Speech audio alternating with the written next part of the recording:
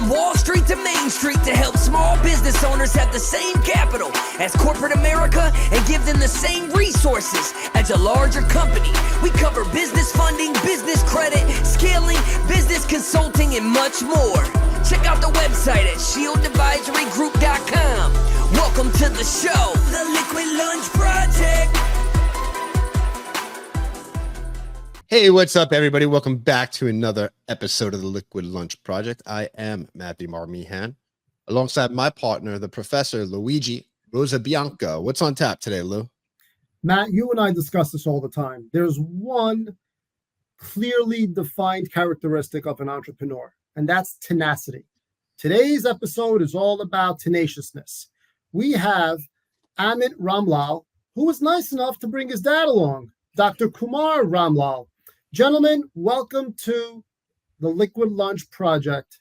Tell us a little bit about the Chintan Project, and we are going to pass the mic to you, Amit. Yeah. Thanks for having us on, Luigi and Matt. Thanks for having us on, guys. So before we get to the Chintan Project, Amit had autism and uses a card to speak. This is a 50-cent piece of laminated plastic. We'd have him explain how he does so. Hi, guys. Great to be here. I had autism that still affects my independent speech. I use this card to help me speak, much as some use glasses to help them see. When my dad sounds like a robot, that's him reading what I am typing. When he sounds half human, that's him speaking for himself. Amit, I see you've got a bit of a sense of humor. That's a survival skill, isn't it, for us all? Well, sometimes humor is a wonderful elixir, so God bless you, man. Tell us a little bit about the inspiration for the Chintan Project. So I had severe developmental delay and medical problems even before I was born. And that led me to question things like, why am I here even before I was born? And I came to the following realization. Even before I knew Albert Einstein and his famous quote, God doesn't play dice with the universe, I came to believe that if I were here, there must be a purpose, a reason why. And that if anyone, you, Luigi, you, Matt, if you are here, there must be a reason. Everything that exists must have a reason. That means that if there are challenges must be purposed too. That started my fascination with human behavior, human awareness, human achievement. That and the need, the hunger to navigate the maze that was autism. Luigi, that was the birthing of the Chintan Project. So the Chintan Project works with small businesses as well, and you're consulting with them. Give us an idea of how the Chintan Project, in a behavioral sense, helps small business owners and leaders expand their team and successful strategies. Okay. So Ben Horowitz, right? The Hard Thing with Hard Things. When you read the start of that book, and you guys probably know them personally, but when you read that book, it is quite striking that the hard things are people things. Always. Right? It's people things. And so what happens is that us humans, we've got a way of operating, and we have been working, me before in my 70,000 patients as a physician, and Amit for all of his life for his own reasons, have been working to crack that code of what does it take for us humans to tick? How do we solve problems, right? And so given that, we now have some understanding of how we humans tick and solve problems. And Amit has got an idea of being an observer, of watching how people interact, right? I say, I am fascinated with how we humans tick and how we relate, because that's the crux of what goes on in a business. Right? Even the so-called solopreneur is dependent on vendors and customers, right? Like there's at least some level of interdependency. They're always needing people. And so we help solve those problems for them in a more practical way, especially around the times of exit, because now the bulk of our work is helping companies navigate the selling process and helping buyers navigate the buying process. That's just, the marketplace has told us where we belong in some ways, right? So that's the bulk of our work. What happens is that if there are squabbles within a family, if there are squabbles between two partners as a business is coming up for sale, it's as though blood is in the water and the sharks come out, right? Their valuation is going to be massively hurt if the word gets out that they are fighting. If succession plans are not clear, if how assets will be distributed after sale are not clear, all of those things get in the way, right?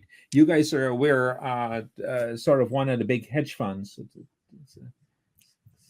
Six Sigma. Yeah, Six Sigma, right? Two partners are squabbling and billions have been shaved off their valuations and they're not even selling. Billions have been shaved off their valuation for a couple of guys who can't sort it out. They're not our customers yet, you know, but it's people, but that's very much in the public eye how that works. We have watched how legendary leaders like Steve Jobs, they were able to lead with leveraging both friction and grease, right? We hear stories that we are familiar with about friction leadership, but you know those guys must have had relationships with a close-knit group to make what happened. Does that make sense? Makes total sense, Dr. Ramlall. Can you give us a couple of examples? And I mean, feel free to use real life examples or some examples that you've worked with on how sometimes friction and grease can fulfill a company's legacy. Like, for example, recently in the news, we've all experienced the friction at Disney. Mm-hmm. You know, you've got proxy votes, and you've got a former CEO coming in, replacing a current CEO, which he replaced, and the mouse is still benefiting. So kind of walk us through how sometimes friction helps companies propel. Friction is in some ways erroneously viewed as a failure. And I dare say that friction, and sometimes failure is strategic. Let me explain. We have watched in many negotiations we have been party to at sophisticated levels, good cop, bad cop negotiating styles play out. You guys have two. That is calculated, deliberate friction. We have, in the last few weeks, in an acquisition we were doing, had to help the sellers. So we were the buyers. We had to help the sellers now navigate their relationship with their own lawyer. Talk about conflict of interest. How does that even happen? Because what had happened is that we had negotiated the term sheet, so to speak, and the lawyers felt obliged to renegotiate the term sheet as opposed to documenting what buyer and seller had agreed to. They had to prove what they're worth, right? Yeah. They needed to get paid. And the challenge, of course, is that, I mean, we're talking about like our deal, but when we work with so you guys, actually, you yeah, two we acquire. So we in Canada we buy or mostly U.S. and Canada. Most US are in and the Canada? U.S. Yeah. Okay. So most, but we also help sellers exit, right? So we can Mhm. function as the buyer, or we can function as the exit advisor, where we help them to exit. And our real gadgetry is around fixing these people's stuff, and then we work with people who how to put money to the table, if that's what it is, or the right lawyers who can structure things the right way. Because sometimes, as you well know, sort of strategically structuring that sale can make a massive difference to what a seller receives, and perhaps even more importantly, what a seller keeps after they receive it, right? Oh, absolutely. Yeah. I mean, it's structuring the deal. Your price, my terms, your price. Yeah. Right. Yeah. So it all depends. And when you're looking at companies, you need to make sure it's just not about the income that the company makes, but it's structurally sound and it has 4 intangibles inside of it, because that's where you're going to get the biggest multiple, or your range of value on the multiple scale. Right. Yeah. It's very hard to change a number of what you're bringing in, but you can change your multiple if the company is structurally sound. Yeah. And helping companies to even identify who might be a strategic buyer is oftentimes key. Now, what size businesses do you guys normally work with? In what range? Typically $2 to $20 million top line would be the bulk of our work. Yep, that's the same thing with me and Luigi. That's generally where we work in. We work in that range, about 20 million and below. Amit, you and I have a similar problem. You're a polymath. You're obviously very well dressed and you're distinguished. Walk us through the awkwardness that's created when you walk into a client's office or a conference room with this deadweight partner that you have there. I mean, how do you negotiate that? Well, frankly, there are some people who wouldn't deal with a kid with a card. That's as simple as it is. And on my part, so we've got clients who would work with Amit, right? And because of how he speaks for right now, that means both of us. And then there's some people who would ask to work with just me, and we would argue that, man, you're missing out on value, right? but the bulk of our work is with two people, and it typically, it's a hurdle at the onset, and some people never get past it. Okay. Sure. Well, that's their loss, Dr. Kumar. And please forgive my silly sense of humor. I was trying to diffuse a tense situation. Dr. Kumar, are you still practicing medicine? Yeah, I still practice, mostly because they wouldn't let me leave. So what I do is that I count out the days. So I used to work like many docs, a couple hundred days a year, and that number is like well under half. So I still practice. We still run some medical-based operations. We almost don't acquire in the healthcare space because I've got my fill. Really? Sure. But so I'm not looking to, we don't go deliberately seek out in the healthcare space, but we still run that practice. And my manager is constantly negotiating for extra clinic days. But Dr. Kumar, how rewarding is it to be able to work with your son, especially in such an intimate relationship? In some ways, Luigi, little kids are problem solvers, right? They're constantly looking to solve problems. And Yes. I look back over my life, and I've been a problem solver for forever.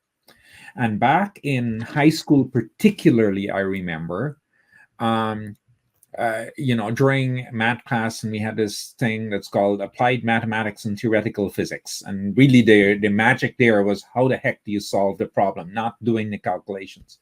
And I remember running around from person to person when the teacher would leave the room, trying to help people think up, how do you solve the problem? And that's what I do in daily practice. And that is what, when I realized Amit first had challenges, that's what I did for him. Like, how the heck am I going to solve this? And as a physician, it became, I took that on these shoulders. My wife is an organic chemist, so I took it on my shoulders to solve that problem. And initially, I was dedicated to solving for Amit's medical issues. Then it became solving for his learning issues. Like, how do I get him? This kid is hungry to learn. How do we access like the best learnings, the greatest thinkers alive and the greatest thinkers that ever were? How do I access that for him? Then it became, how do I help him go make his impact on the world, right?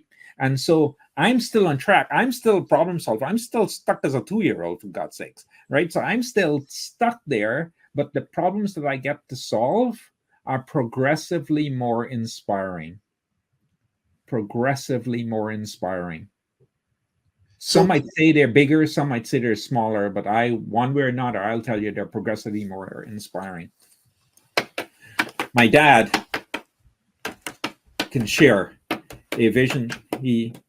Why don't I? So what happens is that one of our mentors in business, a guy named Bill Bartman, he died since, but he has been very instrumental in lives. And we had people in the room, and he said, if you want to see the future, you must first close your eyes, he said. So he said, close your eyes and think back to when you were a kid. And I didn't listen to him, because who does, right?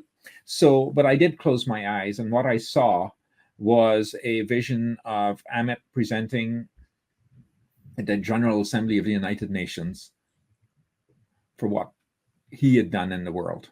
And I will tell you, I've got many signposts along the way and many different pictures, but that picture is very big in my mind. And so, has there been challenges along the way? Absolutely, man. And so in the scheme of things, most of what people think of as hurdles pale in comparison to what Amit has had to go through in his life, And when we combine that perception of challenge with my certainty that challenge is purposed, our certainty wins if the client lets us. And that's okay. They got to want it enough. If they're hungry enough, we've got certainty that whatever it is that you're dealing with has got a purpose. Amit, Whether you want to solve it or not. Amit, what's the derivation of the word Chintan? So Chintan is Sanskrit for thinking. So I must say, we're not very religious, my wife and I, but we are very spiritual. We believe that there's an order to how this place runs. But in our tradition, one name is given based on time of birth. And Amit was going to have surgery at 4 days old to have a mass removed that was more than 20% of his body weight. That carries a certain risk of death from surgery. My wife and I didn't want our baby boy to die without a name. So we found names. His name had to begin with CH based on time of birth. And we found Chintan. And as soon as we saw Chintan, so that's because we already liked Amit. My wife and I liked Amit, which means infinite. And so hence, Luigi, why we said not Amit, but Amit. That's why. And so and Chintan means thinking. And once we saw that, and we did not at that time, obviously, we did not know what was in our store for our baby. In fact, we didn't know if he'd make it out of surgery.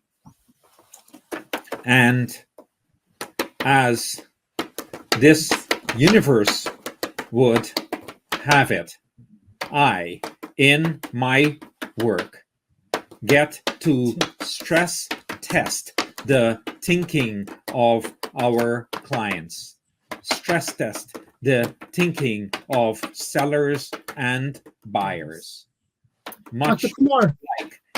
like engineers stress test structures before they put them up. Dr. Kumar, how do you know? He tapped so hard. How do you know when Amit wants to say something? Does he nudge you? Like so right now, this is what it looks like. What you don't see is when Amit is typing, I have to pull his hand away because one of the leftovers from perseveration is that he is like, he would type on there. So I pull his hand away and then he drives it down. So like, that's how I'm holding his hand. It's like I'm pulling his hand back and he goes to the next letter. You're basically like the old brother classic typewriters.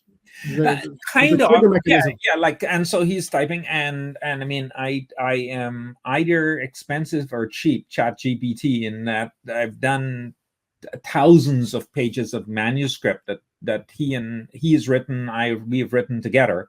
And so, you know, if he starts typing, if you see me sometimes, he would retype word, or I would look more closely than others. It's because I got to figure out where the word starts, right? If I miss the first letter, I'm done. Amit, rumor has it you're an avid reader. What are you reading currently? I am studying some new techniques for negotiating. And typically when I read, I don't read one book at a time. I also have learned that it's not what's in the book necessarily, but what was intended to be conveyed. So I try to learn about the authors. That is why some of the most influential books in my life are, for instance, the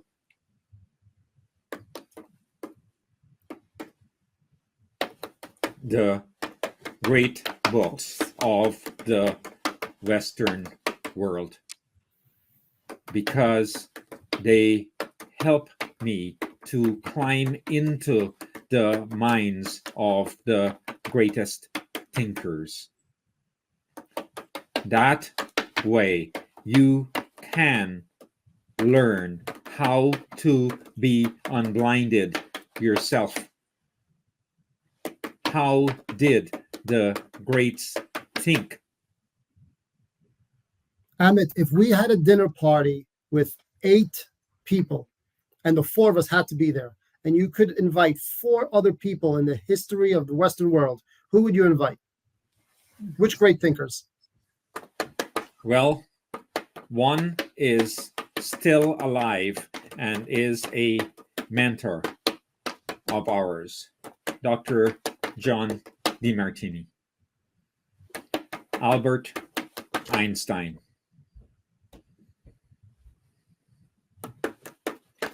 Plato. There's And 1 seat left. It's a tough one. I'm thinking.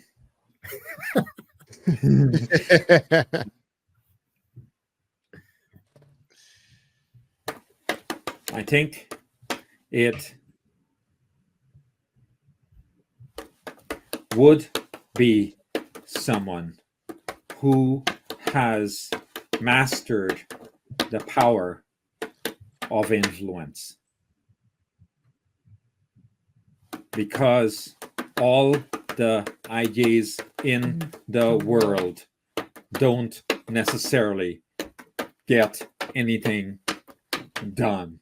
And to get anything done of consequence, you need to move people to action. So with that Let being me said, think about that. with that being said, moving people to action, right? What are 3 tips you can give to business owners that are listening right now to get them to move into action? How? First, what the heck do you want? For real. Let me see if I can explain to you what it means for real. So much of what we say we want is actually what society tells us we want. Right? So Agreed. people grow businesses because they're supposed to. Mm-hmm. And then all 4 of us get to go in and help them and realize that they never want that business to be bigger than it is. It's working for them. So what do you want? Why do you want it? That's still, all these years later, probably the most important thing that we help buyers, sellers with. Oh, I ask myself that question every single day. Yeah. Every single day, because it changes, right? As we evolve. Then, how is this thing that you want going to help you get what you say you want? And how is it going to hinder you getting there? So the importance of seeing both sides is the following. Anytime all you see is the advantages of a certain path, you are blind. You might be willfully blind, but you are at least blind. So we actually, before we would decide to buy a business, like, we have to be confident that we know the pluses and the minuses. And unlike conventional teaching, where they say when the pluses are greater than minuses, then you do it. Right? If the pluses are greater than minuses, it's because you have been willfully blind to more minuses. Okay. So when they are truly balanced, then you will know what is the right thing to do. Right, not meaning morally right, but aligned. In the old days of mathematics, of right equal right angle from alignment. So when this is aligned with what you want, then you act, not react. So that's so the point is that, you know, there's people run away from pain or they seek pleasure. Like, you guys have heard that stuff, and they say we're more likely to run away from pain than to go seek pleasure, because we don't survive one death, but we could survive many hungers, right? Like, so that's the biology behind that. Yet there is the jumping in front of a train to save your kid, right? That's not a reaction. That's an action from heart. You didn't stop and calculate what's pluses and minuses there were, right? That's a spontaneous action in alignment with your values, with what it is that you truly think is important. So, to summarize our first two, what is it that you really want? And it's not what they say you want. It's not what even you say you want. It's what your life demonstrates you want. Right? So if people value relationships, it shows up in their company. Right? We have been part of many companies because we help sometimes with checking alignment of recruits. So we might help somebody and they're looking for a CEO. They said, yes, we need somebody to come in with strong culture, but nothing about the company demonstrates that they have valued people within that organization, right? So we say, what does your life, what does your business demonstrate you have valued till now? That doesn't mean you can't change it. But don't pretend like you are something that you're not. Because just like Google Maps, the directions to get to New York City are very different if you start in Edmonton, Alberta, or LA, California, right? So knowing where you are to start with. And it's striking to people, they think that we should be rushing into all kinds of strategy and all kinds of ways of fixing their business, and we are actually trying to sort out what you're about and why does it matter to them. Then the pathway to action, as we have discussed. Lastly, what's the obstacle? Now, a guy named Keith Cunningham that you guys might be familiar with, he sort of talks, there's a big difference between the gap and the obstacle, right? You say, what's the biggest problem in your business? And people say, oh, I would like more sales. Oh, I would like more revenues. Oh, I would like a new CEO, right? And that's the gap between where they are and where they want to be. That is not the obstacle. That's not the thing that's in the way. And most of the miscalculation and the misappropriation of resources in business is expressly because we are coming up with solutions for closing the gap, not addressing the obstacle. Does that make sense? So that clarity of thought that we bring into businesses is what makes the difference between them changing that multiple, as you talked about, Matt, right?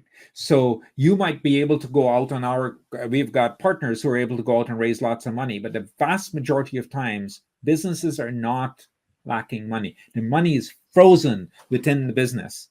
And our job is to shine the light in it. And the light that is being shone and where that money is frozen within the business does two things, at least. One is that it makes them aware that that's where the money is frozen. And then light, as in physics, can bring heat to melt the ice, melt the frozen cash, and help it to flow. I know that sounds philosophical, but the truth is that's actually what we do. We go in, and when we buy a business, that's actually what we do. It's a beautiful sentiment. I wish more small business owners would focus on that. Amit, let's come full circle and try to end the way we began. Amit, how would you define your purpose? My personal purpose is the following. I help individuals find and follow their true calling that they might lead the world. Beautiful. I help individuals find and follow their true calling that they might lead the world. And maybe one day in front of the UN General Assembly. I think, Luigi, I think that exists already in a form we have not yet appreciated. Perhaps, just perhaps, you, me, and all of us are already exerting our ripple effect. We just have not been humble enough to notice. And by humble, I don't mean false humility of bowing down. I mean the humility that sees what is as it is. Amit, with your permission, I just thought of the 8th person we're going to invite to our dinner. It's going to be a throwback, and maybe you'll do some reading later this weekend, but it's going to be Thomas Aquinas.